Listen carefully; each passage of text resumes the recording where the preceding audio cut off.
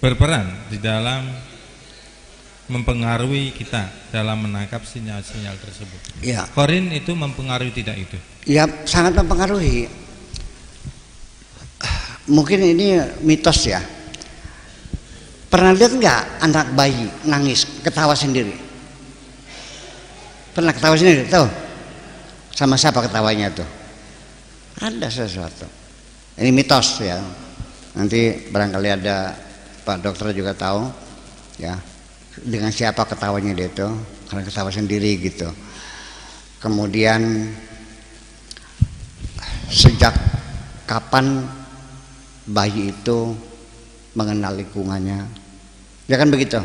Sejak berapa hari telinganya bisa berfungsi, mata bisa melihat, dan rasa emosinya apa yang terjadi. Anak bayi itu begitu lahir, ini maupun Pak Dokter silakan dikonfirmasikan, hanya dua, nyaman dan tidak nyaman. Kalau tidak nyaman nangis, kalau nyaman tidur. Kemudian muncul rasa takut. Setelah telinga terbuka, rasa takut. Satu, takutnya takut jatuh, dan kedua takutnya mendengar suara yang gaduh. Betul Pak Dokter? Nah, sampai nanti muncul emosi, rasa cinta dan sebagainya, itu kan dalam adolescent psychology. Adolescent psychology itu kan ada kecenderungan pada jenis yang lain. Kan ketika dengan terjadinya proses fisiologi hormonal itu terjadi, baru ada kecenderungan itu. Dulu belum ada. Itu dalam prosesnya ini manusia tidak sendirian. Yang kita tanyakan ini Bapak Dokter, apakah benar jantung itu berdegup sendiri atau ada yang mendegupkan? Paru-paru itu kembang kempis sendiri apa ada yang? Ini satu pertanyaan dalam bidang kedokteran.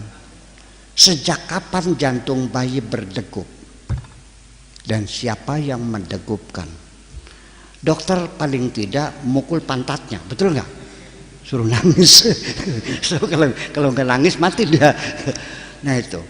Nah ini proses semacam ini memang Allah sendiri menyuruh malaikat bersujud kepada manusia ini, bukan sujud nyembah, tapi artinya merawat, menjaga, mengembangkan, membesarkan, sehingga terjadinya sel-sel tubuh yang rusak, yang bermiliar-miliar sel rusak, sekitar 18 miliar sel rusak dari tubuh kita akibat beraktivitas.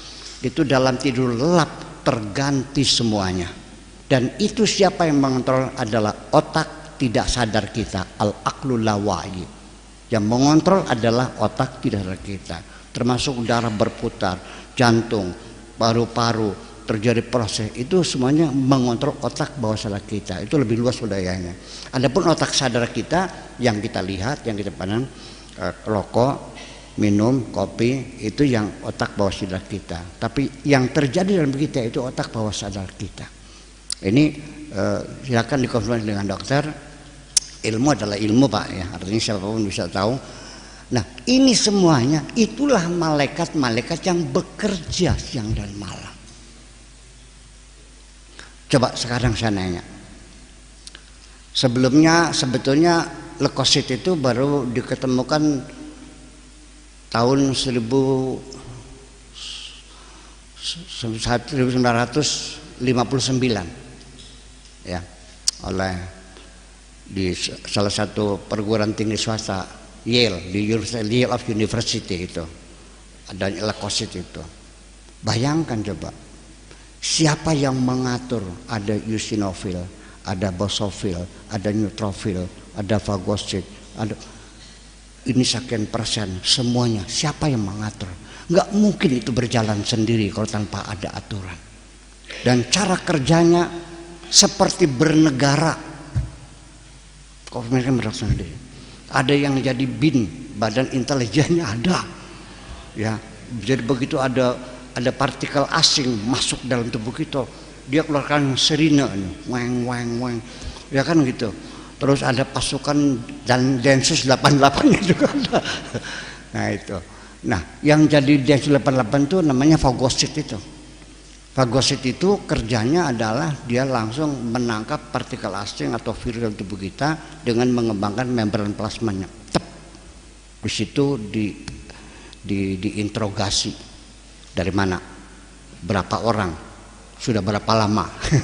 Tujuannya apa kan gitu. Nah, ketika interogasi terlalu lama, ini virus berkembang. Nah, supaya interogasi di dalam membran plasma itu berjalan cepat, makanya leukosit itu diperkenalkan dengan virus itu, dimatikan dulu, dimasukkan. Neng, titip ya, kalau ada makhluk seperti ini namanya tuberkulosis namanya. Langsung bantai aja, oke bos. Ini yang perlu kita ketahui.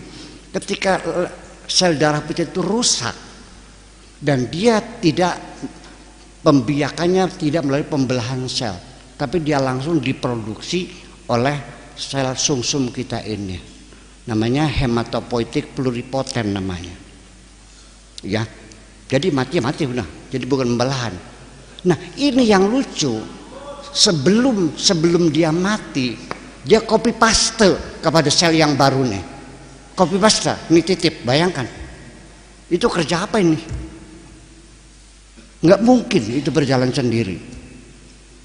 Makanya ya tidak bisa kita bohongi, itu adalah suatu kerja yang luar biasa, very sophisticated semuanya itu. Dan bagaimana itu mengcopy paste ya memori yang ada pada leukosit yang sudah mati kepada yang baru muncul, bagaimana caranya? Silakan Pak Dokter menjawab. Terima kasih.